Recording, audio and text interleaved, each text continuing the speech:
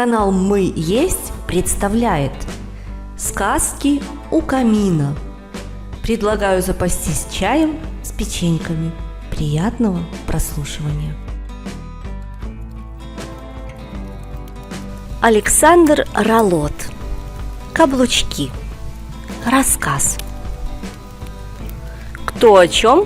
А я снова о краснодарской погоде. Вернее, не о ней, а об ее последствиях. Непонятно? Объясню.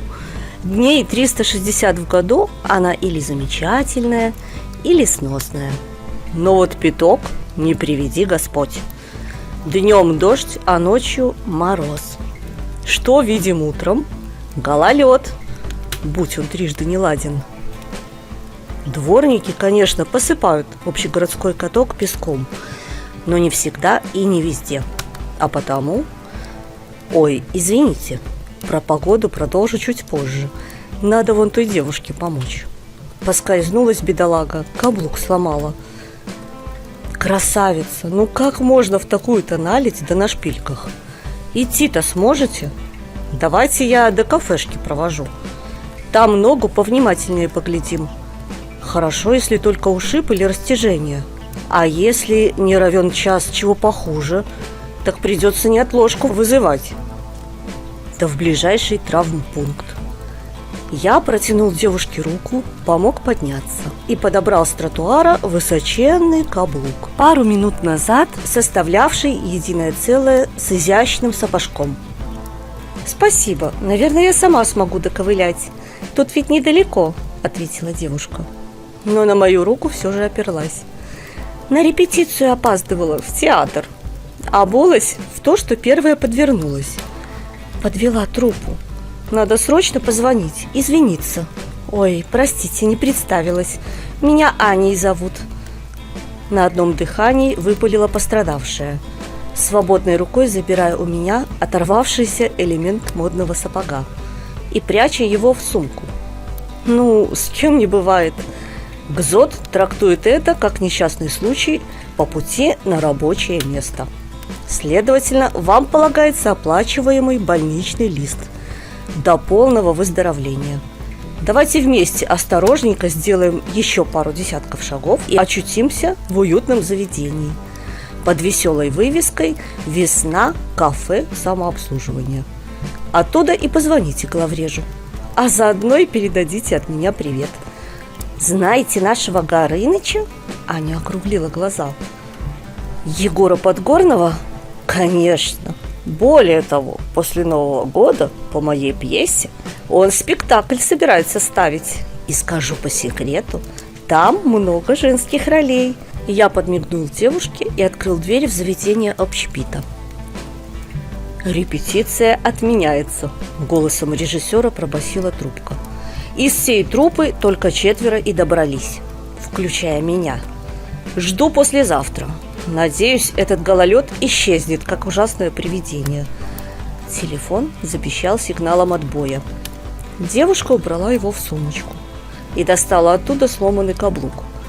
Повертела в руках, а потом неожиданно спросила. «Наверное, китайцы придумали.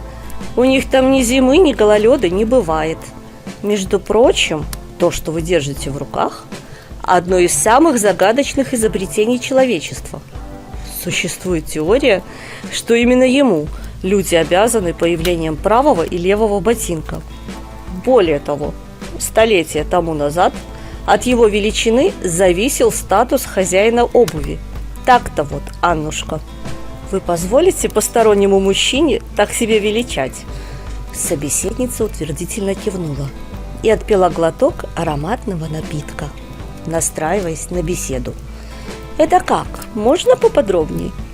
Аня опустила глаза, рассматривая оставшийся неповрежденным сапожок. В те былинные времена люди еще не изобрели такую нужную деталь, как супинатор. Шили обувь, не различая ног. А посему владельцу обуви с каблуком требовался определенный навык передвижения или помощь, поддержка одного, а то и 2 слуг. Непонятно, зачем же тогда наши предки предпочитали топать по улицам и парадным залам, если эта обувь была столь неудобной. Аннушка, такая обувь была очень даже необходима, но не для вельмож и богатеев, а для крестьян, живших за несколько тысячелетий в Древнем Египте. Они изготавливали обувь, прикрепляя к подошве специальную платформу, чтобы не испачкать ноги, передвигаясь по грязным полям после разлива Нила. Столетия спустя в Древней Греции подобную обувь стали использовать ваши коллеги, артисты, дабы величественнее выглядеть на сцене. Так называемые туфли-катурны позволяли увеличивать рост человека. Причем, чем важнее был изображаемый персонаж, тем выше становилась платформа его обуви. Я замолчал, размышляя, что было бы совсем неплохо сменить тему разговора, ибо, кажется, уже довольно подробно ответил на вопрос девушки. «Как нога? Не болит?» «Ой, вы ее совсем заговорили. Стоит себе на полу, как новенькая. Ни вывиха, ни растяжения. Знаете, я от природы такая вся гибкая, да и у сапожек платформа что надо. Очень удобная. Правда, каблук, как выяснилось, против нашего гололеда слабоват. Кристиан Лабутен веников не вяжет. Но, насколько мне известно, его фирма повседневной обувью не занимается», — вымолвил я и демонстративно бросил взгляд на вешалку с моей курткой, наивно полагая, что наше неожиданное свидание подходит к концу. «А как вы определили, что это лабутены? По форме сломанного каблука?» «Нет, по цвету подошвы. Модельер долго судился с другими производителями обуви, пока не добился вердикта, утверждающего, что окрашивать подошву в красный цвет они могут только в том случае, если изделие само красного цвета. И если я вижу, что сапожки черные, а подошва ярко-красная, значит, это обувь от французского дизайнера.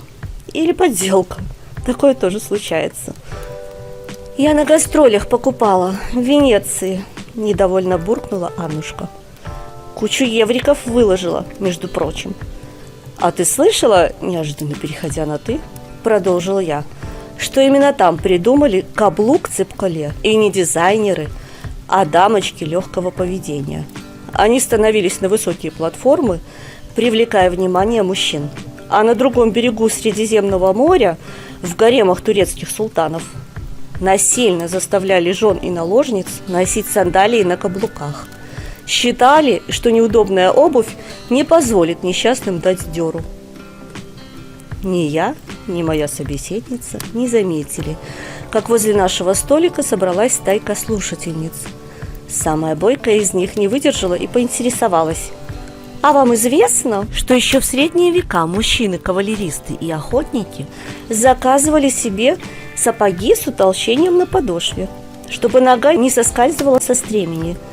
И обувные мастера сначала делали накладки на подошву, а затем придумали и сам каблук. Я, как врач-ортопед, категорически рекомендую носить обувь с каблуком, но не высоким, а сантиметра 2-3, так как он выполняет роль амортизатора. И вообще, женщина на шпильках и без них – это два различных человека», – вставила свои 5 копеек Аннушка. «И тому виной вы, мужчины. Каблук выше, юбка меньше. Что может быть более привлекательней для глаза сильного пола? Это я как актриса утверждаю». За окном теплое южное солнце растопило лед, и по тротуарам побежали веселые ручейки. Дворники принялись сметать в кучу рассыпанный несколько часов назад песок. Но в нашем кафе этого никто не заметил. Диспут на тему «Высокие каблуки. Польза или вред» набирал силу.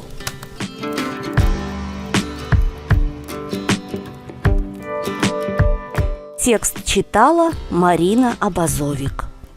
Звукорежиссер и специалист по монтажу Леонид Абазовик.